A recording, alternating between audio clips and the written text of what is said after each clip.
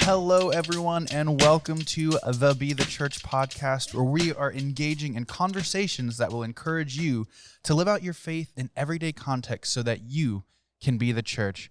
Welcome. We have another week where we are interviewing yet again. One thing to notice, if you're watching live, we have this lovely new tablecloth. Not that you would care, but I do, and it's kind of lovely. So that's one reason to watch us on YouTube and not just listen to us, but listening's also good. What can I say? I talk about important things. That's my job. So today we are going to be talking about the topic of death and walking through some of those challenging times. And with that, I would like Kevin to introduce us to our guest.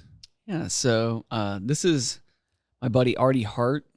He is a veteran pastor in the Gainesville area, the city where we're located. I was privileged enough to meet Arty, probably 7 or 8 years ago now at this point, and that Ping Network group that we were a part of. And I think David Patterson was kind to me. He picked 3 really veteran pastors to kind of stick with the young guy who didn't know what the heck he'd gotten himself into moving to plant a church here in Gainesville. That was a good group. It was, yeah. You and Phil and Bob were all just so kind to me and really, really helpful to me. And I really, really, look back fondly on that group and that time we had together. But anyway, Arty has been a pastor, a church planner for decades and decades now. And then in the last few years, he has kind of transitioned out of full-time pastoral ministry in the sense of being a lead pastor at a church, and has moved into being a hospice chaplain here kind of in like the north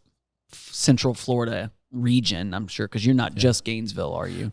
I am pretty much. The hospice that I work at serves 18 counties. Okay. But we're divided into teams by that. And Gainesville's, this is the headquarters for Haven Hospice. And so we're pretty much just Alachua County because we have a lot of patients in Alachua County.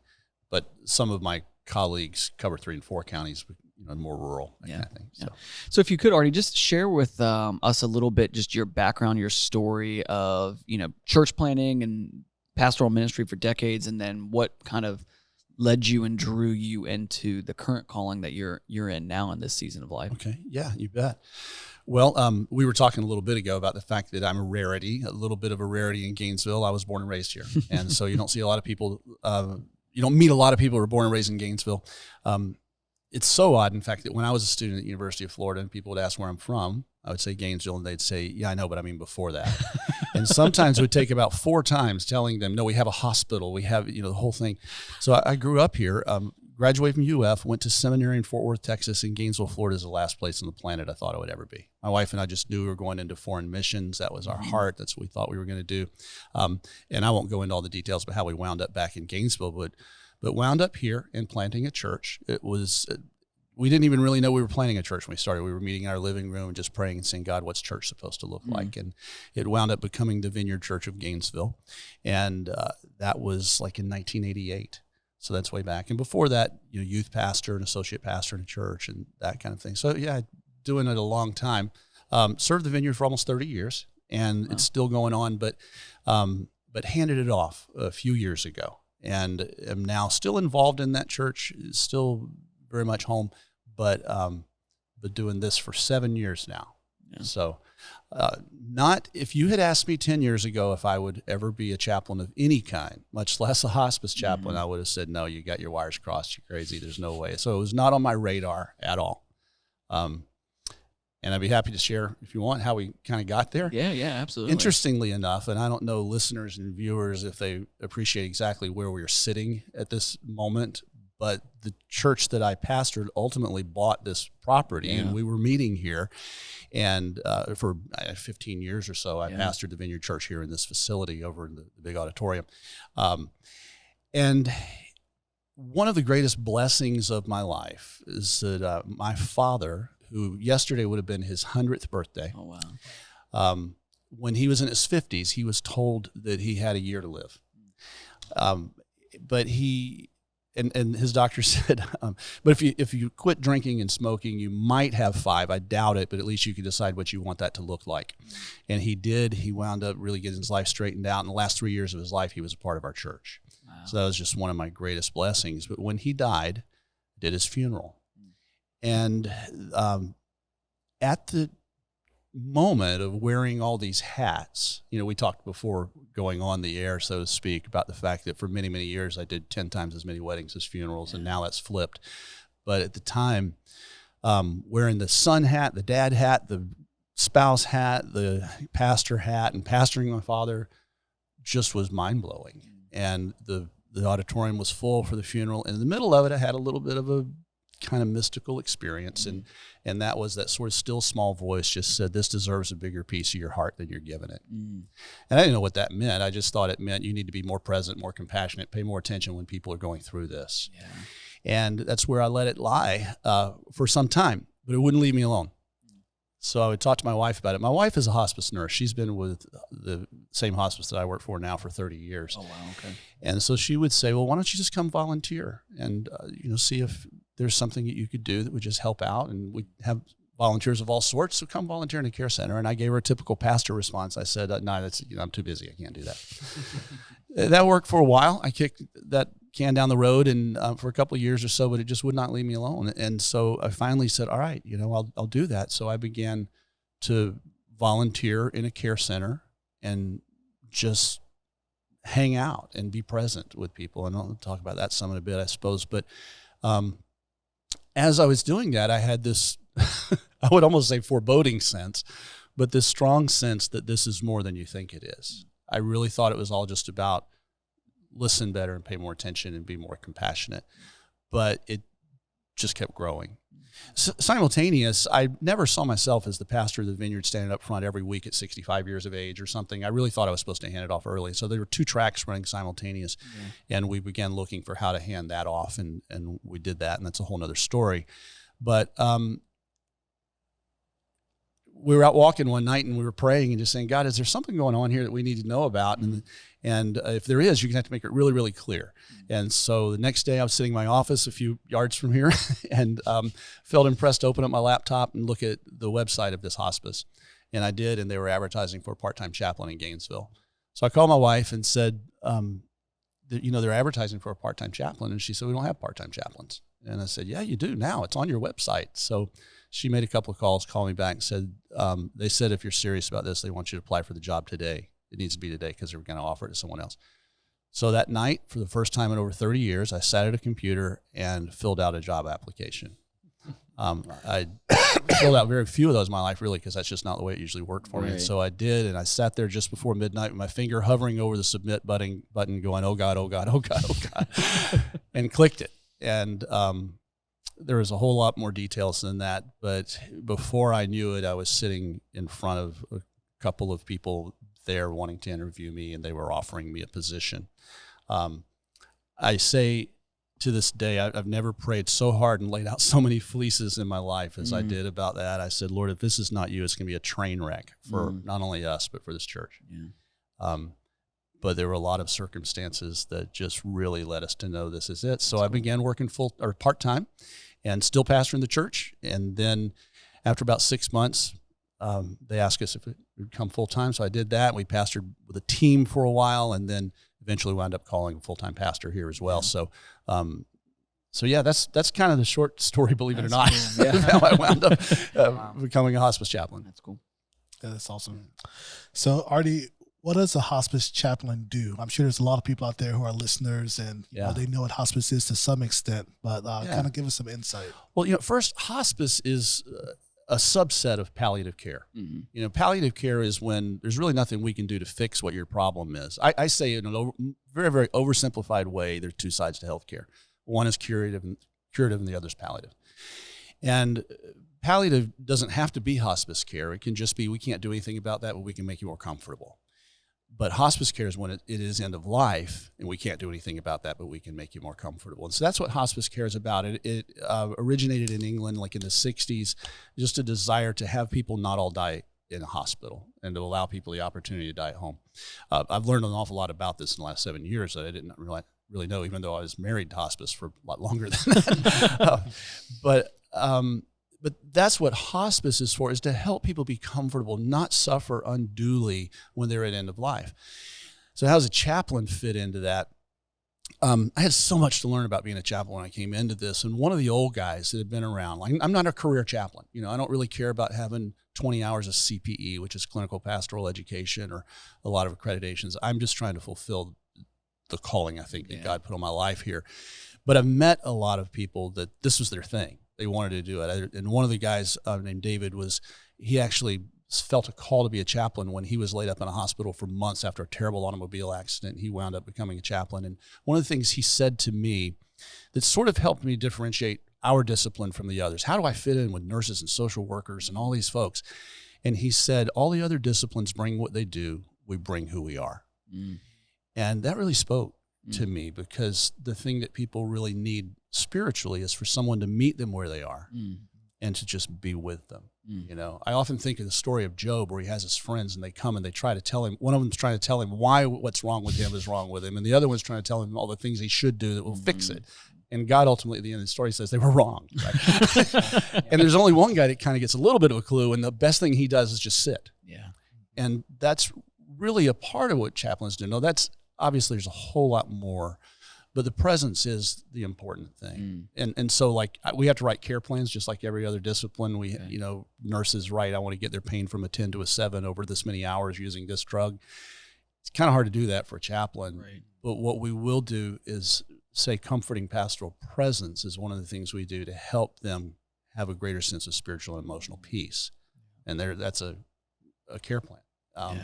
So we try to meet people where they're at and help them to experience what they are going to experience ultimately. There's no getting around it, in a way that is not as bad as it would otherwise be. And that's from a spiritual standpoint. I tell people all the time, we're here because we want to make sure that your needs are met, not only medically and physically, but also spiritually and emotionally. And that's what we do. That's cool. So you've kind of touched on this already a bit, but what type of training is required to be able to get into your field? Yeah, well, when I was in seminary, there were people that were in seminary to be chaplains. And as I said, when that was ever brought up, I just kind of scoffed at it. There was no way, especially not like a military chaplain or something. It just wasn't anything that was on my radar. But when I started feeling nudged this way, I thought, I don't even know if I qualify. So I found out really early that most places require a Master Divinity degree. Well, I had that. So, but then there's a specialized training, and it's called clinical pastoral education, and it's taking the pastoral kind of ministry and putting it into a clinical situation. When I was in my interview, one of the women that was interviewing me asked me a question that really became formative for me.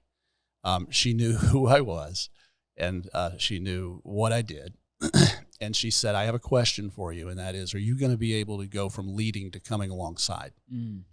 And I thought it was one of the most perceptive questions I'd ever been asked, and it really encapsulated for me, helped me understand what I was walking into.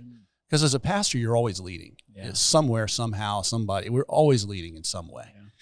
But in hospice care, you really are supposed to just come alongside and be there and meet people where they are. And consequently, of course, we minister to people of all faiths and that kind of thing.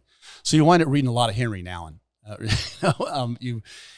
So I had to go back and take clinical pastoral education, commuting to Jacksonville, doing on-call in Jacksonville the Baptist Hospital South location, and just learning what is it like really to minister to people that are not a part of your church. Part of the journey for me, I will back up and share this just a little bit. When I was praying through and laying out fleeces, I was on my way out of town. I was going to go to Nashville to a Q conference. If you know what that is, we're going to Q. I'm familiar with that. And I was going, my wife was going, my associate pastor and his wife were going, and I went out to the mailbox, and I got the magazine in the mail that's the alumni magazine for my seminary. And to be honest with you, I rarely ever read it. I usually just toss it. But on the cover was a chaplain's uniform, and it was right in the middle of praying about this. And so I went, oh boy. And so I tossed it in my suitcase, took off, went to Nashville, got to Nashville, and opened the magazine as I unpacked my bag. And there was a picture of a military chaplain, and the guy's name that was wearing the uniform was Vineyard. Wow. which is the name of our church. And so I just kind of felt like I had a hook in my jaw. I was starting to feel like I don't think I have any real choice in this thing. But it did lead me to read the magazine. And one of the articles in the magazine likened the chaplaincy to Daniel or Shadrach, Meshach, and Abednego, where they're taken out of their normal environment, put in another environment, not really among what we think of as being God's people, but called to minister there. And I thought, well, I can do that. That's like being a secret agent for God, I mean, that's okay. That's cool. Because I really never saw myself outside of the context of pastoral ministry in a local church setting or, in the foreign mission field or something. So those things helped me to come to a comfort level and also gave me some of the impetus to go and to drive to Jacksonville and to be involved in that and to get that education.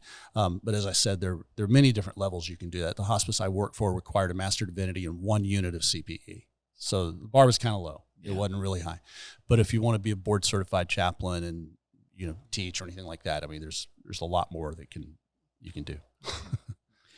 So once you started, getting into actual like the clinical practice of it all and stepping in that, what were some things that you saw, both maybe even from the CPE classes, but drawing on your time as a pastor, where you felt, okay, when I know you mentioned earlier just presence is a big thing, but what are some other things that you do as a chaplain that help you minister to people as they're approaching the end of life? Well, you really do try to determine where they are and meet them there. Okay. And so now the reality is we're in North Central Florida. We live in to use a little bit of political language, a blue city in a red state. Yep. And so Gainesville is as Gainesville is, but 15 miles any direction in Gainesville is in the middle of a whole different kind of area. Mm-hmm. And having said that, most of the people that I visit, most of the people that are our patients, 80%, 85% have a Christian worldview. Now, it's a theological question as to where they're really at with all of that, but their expectation is that their pastor, their chaplain is a Christian. He's going to read from the New Testament. He's going to pray for them in Jesus' name. That's pretty easy if you come from the world I come from. Now, if I was chaplain in Brooklyn, it would be entirely different. Yeah. So for me, that part is really not that difficult. But at the same time, just because somebody puts Christian, in the paperwork they have to fill out, or Baptist or Presbyterian or Methodist or whatever, doesn't really tell us a lot about where they're at. And so what I try to do is find out where they really are at and just ask them, where do they find their source of comfort? What makes it, when in times of stress, when you're really having a tough time, where do you turn? And sometimes, they'll say prayer. They'll talk about their church. They'll talk about their just the depth of their faith and that kind of things. But sometimes they don't know. And so one of the things I did real early was just recognizing that there are all kinds of ways to build bridges to people. And so it was real early in my career at Haven. I came into the care center one day and one of the nurses said, "Would you go into this room? There's a couple in there that are really kind of fighting and we wonder if you could do something." And so I said, "Sure, I'll go." So as I was walking away from her, she said, "Oh yeah, they kicked 2 chaplains out earlier today." And I thought, well, why are you sending me to the lion's den, And so I walked in and I joked earlier and said, "Oh God, oh God, oh God." That's actually a very highly theological prayer. And it's sometimes the best prayer. So I was walking in just saying, "God, what am I to do?" And I walked in and I said, "Hi, my name is Arty. I'm a chaplain." And the young man said, "Well, what do you want me to do?" And I said, I don't have anything I want you to do. I'll talk Gator football if that's what gives you peace. And he said, "What do you think about the new coach?" And I said, "Well," and I pulled up a chair and sat down and I said, "I think he's got a chance. He had a great program in Colorado and he coached under Nick Saban. I think he's got a really good chance." Now, I was not a prophet. That didn't work out real well for that guy. But we just sat there and talked Gator football for a while. He asked me about different guys in different positions, quarterback and so forth, and we talked. And after about a half hour of it, he said, "Tell you what, preacher, come back tomorrow and I'll let you pray for me." Well, first of all, the world I come from, when he said, "Tell you what, preacher," I knew exactly what his background was. Mm-hmm. And I said, "All right, man, yeah, I'll see you tomorrow." And I learned there that to really minister to people and to meet them where they're at, to come alongside, look for clues. I look around the room. If there's a Bible, it looks well worn as opposed to a Gideon's Bible sitting on the counter. If I'm in their home and there are a lot of deer heads on the wall, I'll say, "Did you kill that?" I don't know a lot about that stuff, but I showed interest in what they're interested in. And often what we'll find is when you do start talking about that, just like the guy, with the Gator football, he cares about me enough to talk. I'll let him come back tomorrow. One of the doctors I worked with jokingly started calling me the Gator football chaplain, and she told a group of hundreds of people, we have a chaplain who'll just talk to people about Gator football. And I said, wait, no, that I do more than that. More right? than that, Yeah. So it was interesting when my family first moved here, as someone that loves sports and loves football, among other things. Some people had told us, like, do you know what you're walking into? I'm from the Mid-Atlantic, and I was like, oh, yeah, we love football. We're good. No, I mean, it is a religion unto its own down here for sure. So it's good that you're able to bridge that gap, where. It helps that I was born and raised here and bleed orange and blue. So. And an alumni and, all the things. So. Right. So you've talked about kind of like primarily what you try to do with the patient. What about, does your role also provide any sort of like counsel or help to the family of those that are experiencing Absolutely. this as well? I tell people again all the time, I'm here not only for your mom or your dad, I'm here for you. And as I'm introducing myself, if it's on the phone, I'll say, my name is Arty. I'm a chaplain. I just want to call and let you know you got a chaplain on your team. I'd love to come out and meet you. And I'm not here to push anything on you, just here to offer you spiritual support and emotional support. And a lot of times our primary ministry will be to the families. And actually as a chaplain, I'm not really primarily responsible for what happens after, but hospices take that seriously. And so I can with confidence say, we're not going anywhere when this is over. It's not over. We have bereavement counselors that are here. There's no charge for that for like up to a year if you need to meet with someone, talk with someone. So, so the care really in some ways is more for the families. That's cool. Like providing like grief counseling. Grief counseling, like absolutely. Yeah. And there, grief really is just a response to loss. There's not one way to do it. Absolutely. And that's one of the things people experience it in very, very different ways, but it's just a response to loss. And so somebody to walk them through that. One of the greatest tools in my toolkit as a chaplain is we call it normalization. And that is just, you're not alone in that.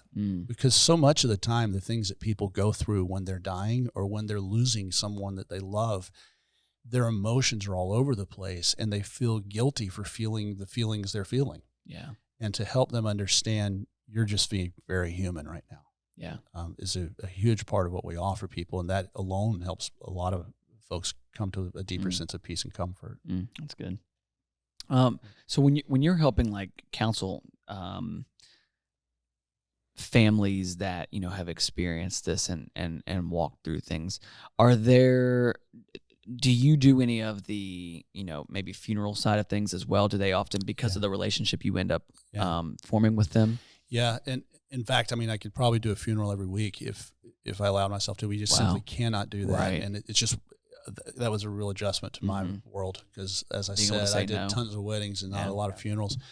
We were talking earlier that most of the funerals I did when we first started out were somebody's grandpa,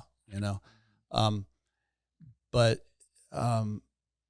you develop a relationship with people, and often they do not have a pastor. They do not have a church. And so when it comes time for that, they ask if I would do it. And if there is a way that I can accommodate them or one of the other chaplains come alongside and help, we absolutely do that. In fact, I'm proud of the fact the place that we work does have a care center. And one of the things they did is they very intentionally, they built a chapel with one of the large meeting rooms adjacent to it so that they can pull the wall back and it looks like a big church building with stained glass on the end.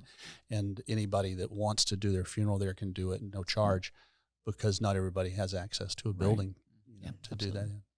That's good. That's good.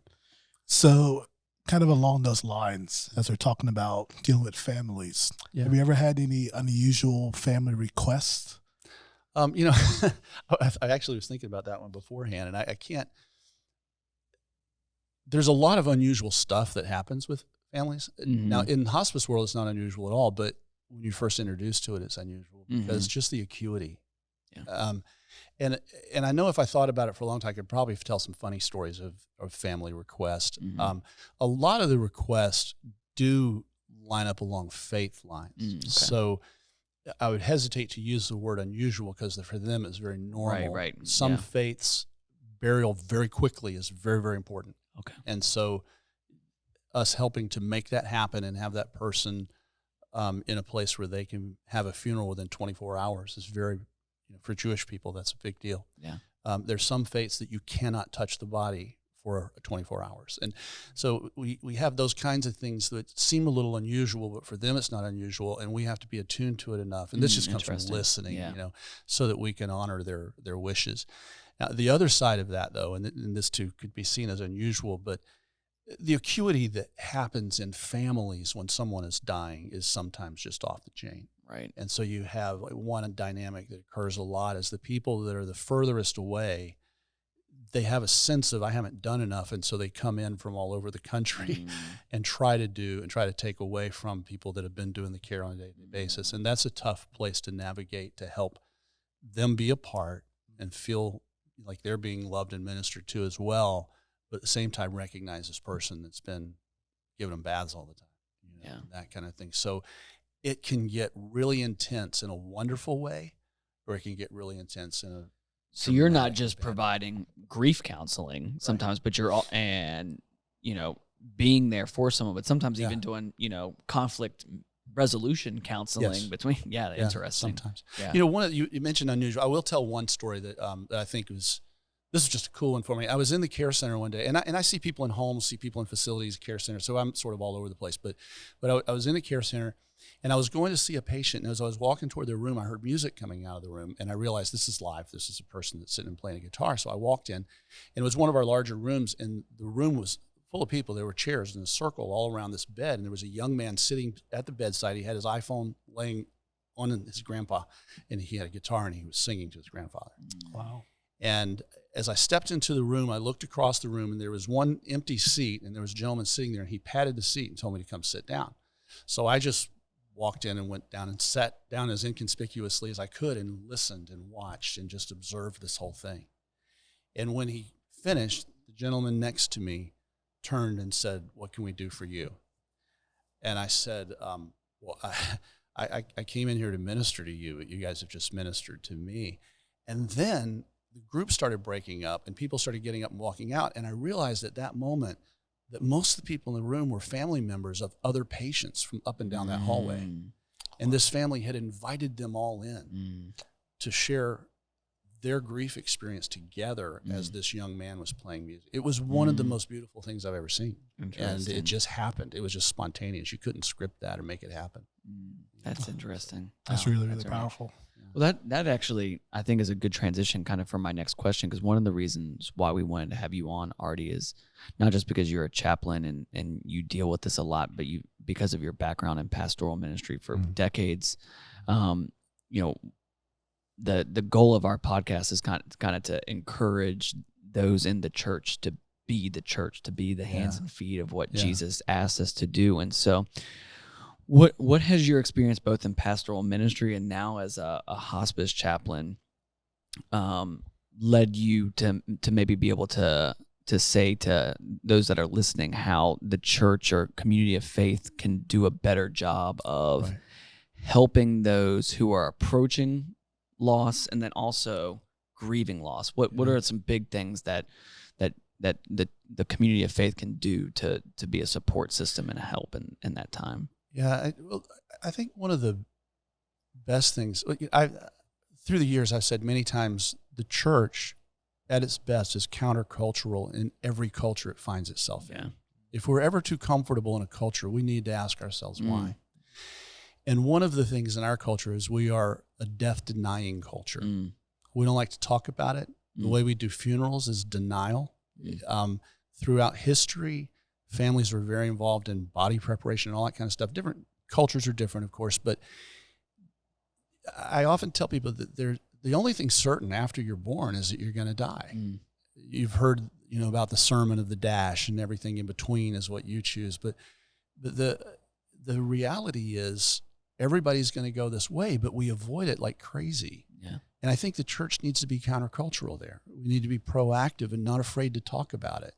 It's ironic to me, and this always has been, but it's become much more clear to me, that we believe in heaven, but we still don't like to talk about death.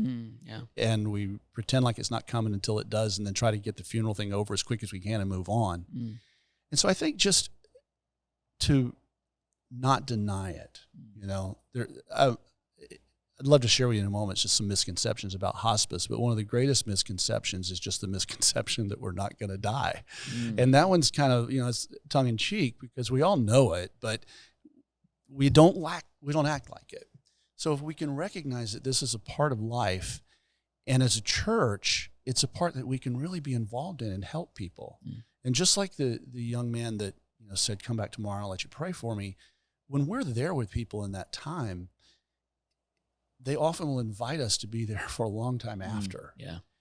Plus, people just deserve it. I mean, if they're already sitting next to us on Sundays, they just deserve our presence when they're going through that, whether they're a patient or a family. And so I think just being proactive and recognizing that this is something that should be a part of what we do. And this goes back to my calling, if you will, to this. This deserves a bigger piece of your heart than you're giving it. I did funerals. Just by the sheer number of years I was in it, I'd done a number, but it still was like a tenth of the weddings. Right. But, it was just sort of one of those things you have to do as a pastor. I didn't really realize the significance of the moment until the closest person to me, apart from my wife and my children, died. And the fact that he was in our church and all that, in hospice we call complicated grief. There's all kinds of things coming at you from different angles. And just realizing, man, this is something I never knew how it impacts people. And so to recognize that and be proactive, and just not afraid to enter into it, and I know one of the things we might talk about is, there's good ways to enter into it and bad ways. The best thing you do is presence. I can't overuse that word. And if you do read Henry Nouwen a lot, because Henry Nouwen, he served as chaplain and he's written a lot about this. And just being there is such a big part of it. And just not trying to say things. I like to talk about the Apostle Peter, that not knowing what to say, Peter said. Well, not knowing what to say, be quiet. So just presence is good. Trying to say just the right thing to make it all better for somebody can be the worst thing in the world we can do. Absolutely. Yeah, because we say dumb stuff that people don't want to hear. For sure. When somebody's died. Well, that leads to my next question. What are things that you've seen both pastorally and as a chaplain, things that you see Christians or churches do that are really unhelpful? Well, obviously the little things that people say, like God needed another angel, which is theologically just awful, but also it's just it's just not really sensitive, you know. And anything done to try to make it better intentionally often has a real tendency to backfire and to make it worse. And so not saying I know just how you feel, but saying I can't imagine how you must feel. Acknowledging the depth of a person's experience and not trying to lessen it by your own experience. Now, I mentioned normalization a little while ago, and I'm not talking about that. Normalization is it's normal to feel bad right now, but not normalizing it through my experience. It's about them. And so one of the classic things that the church does, because we do believe in heaven, is just say things about heaven, right? The Apostle Paul, when he talked about the second coming of Christ, he said, "These things I say to you that you would not grieve like those who have no hope." He didn't say we don't grieve. Right. Yeah. He said we just grieve like people that have hope. Absolutely. And so things that we can do that point to that hope, that's great. And to say, one of the most common passages of scripture that I use, of course, is the 23rd Psalm. And the end of it is, your goodness and mercy have been with me all the days of my life, and I'll dwell in the house of the Lord forever. But, a lot of times what they want to know is just, he's with me here.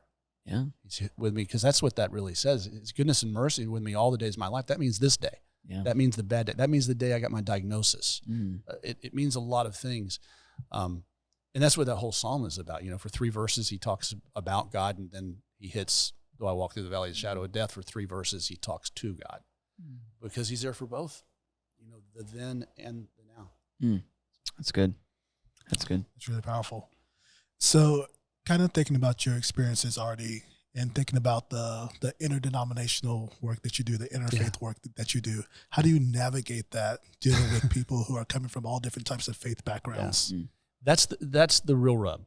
Yeah.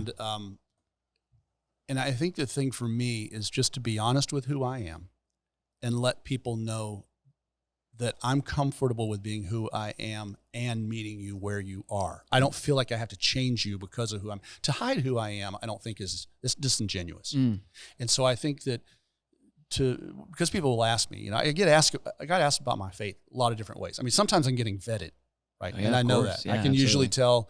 tell, I know their background when they start vetting me. And so they're just wanting to make sure that I'm not going to do some kind of weird hoodoo, right? Because a lot of people think that's what chaplains are. But then also I get asked because they're wondering if I'm going to try to convert them. And to quote a pastor, a friend of mine, that's not our mission here, because this is the most vulnerable time in this person's life. I deal with death every single day. I'm wearing a little pink bracelet today. I mean, this is going to be really dramatic, but it's just true. I was in a room today. A woman had just died. I walked in because I was asked to go in, and her husband and 13-year-old daughter were in the room. And he turned around and handed me this bracelet and said she wanted everybody to have one of these. So I'm around it all the time. It becomes very normalized for me, but it's not for most people.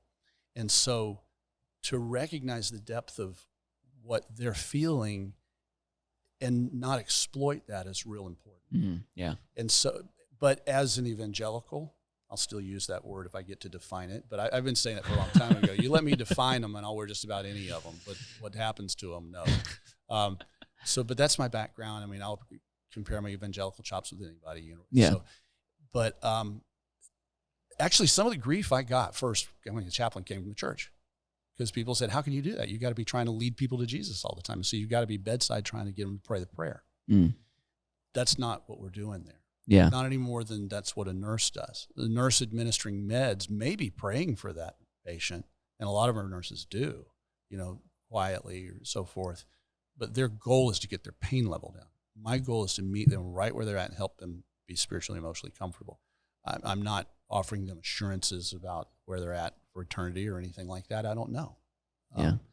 But that it is a challenge sometimes coming from the background that I come from. I do know that as I have walked through this more and more, I believe God's a lot more loving and inclusive than we perhaps think he is. I've seen him show up in ways that have blown my mind. So, Praise God.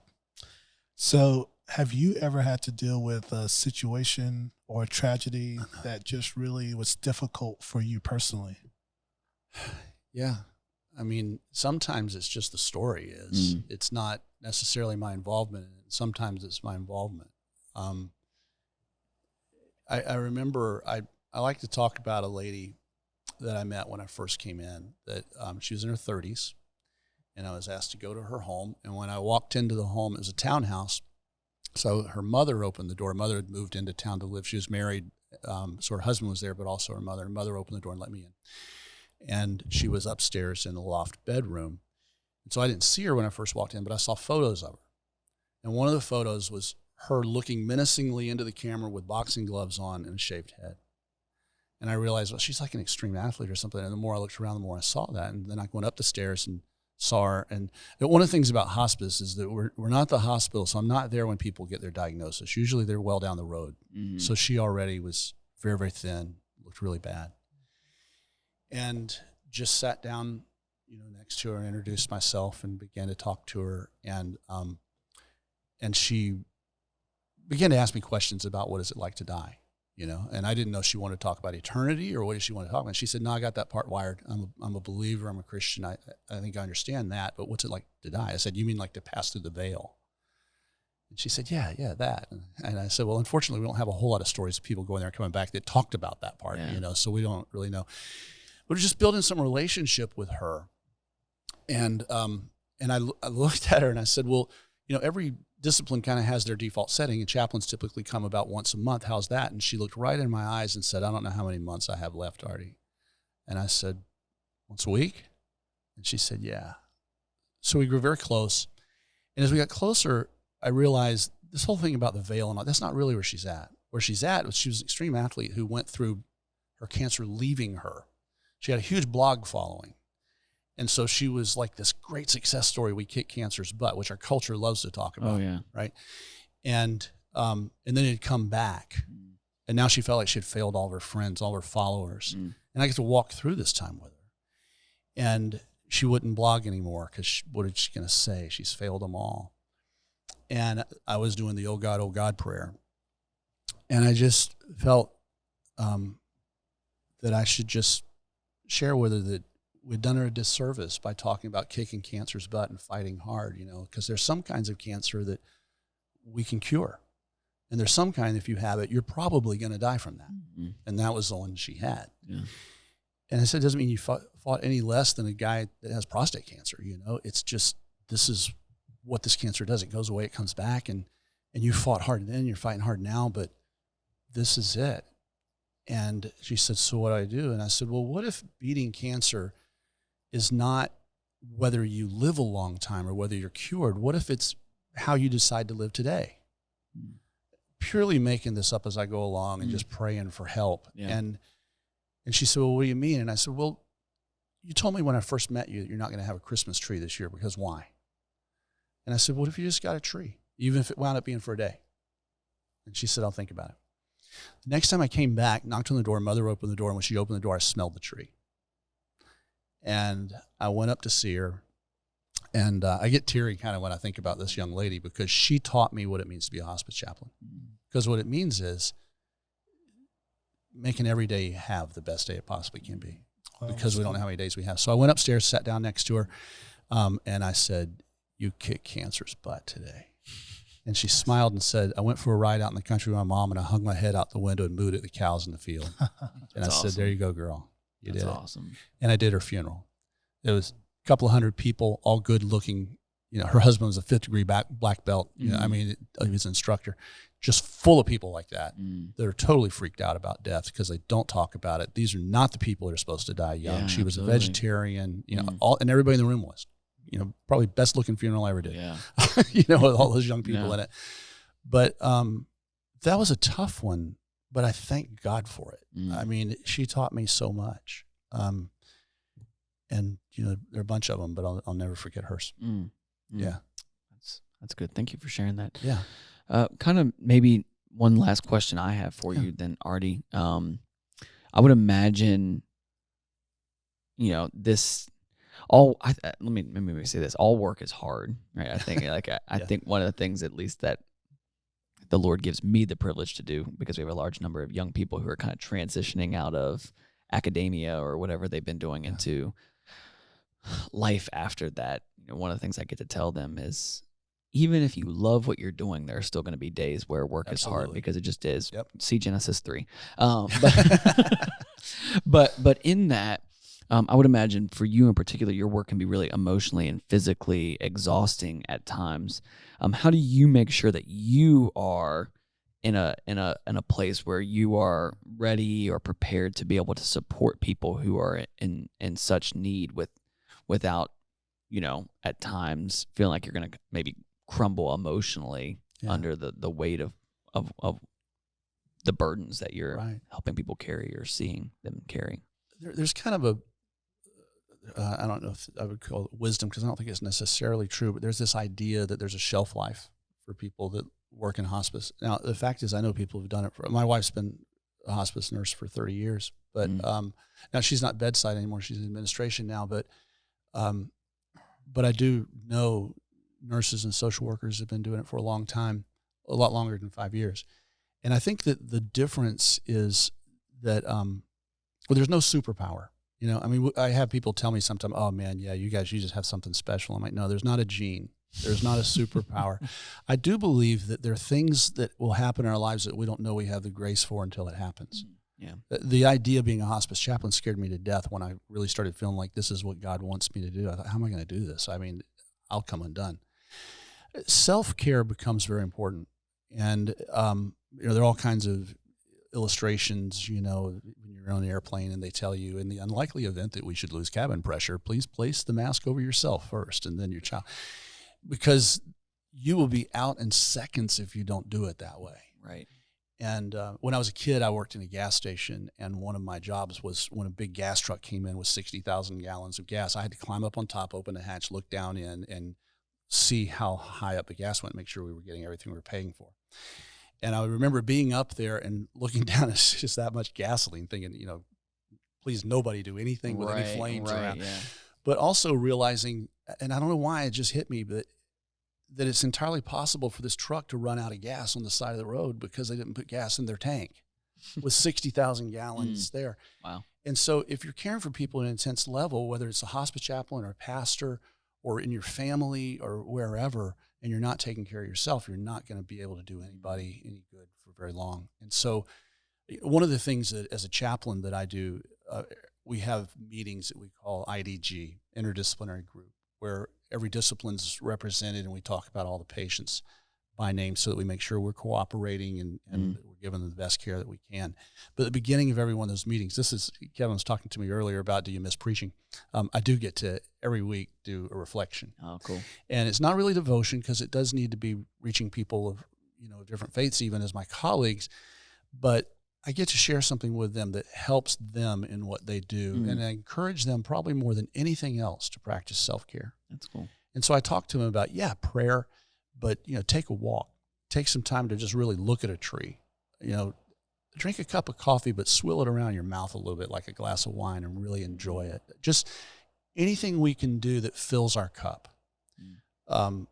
That's really important. But I think it's important not just for hospice chaplains. I mean, I do know, I'm not ignorant to the fact that, it's really grueling. We had recently a mother that came here from another town to have a baby, say goodbye to that baby, come to our care center because they couldn't, because of COVID, have their 2-year-old come see them.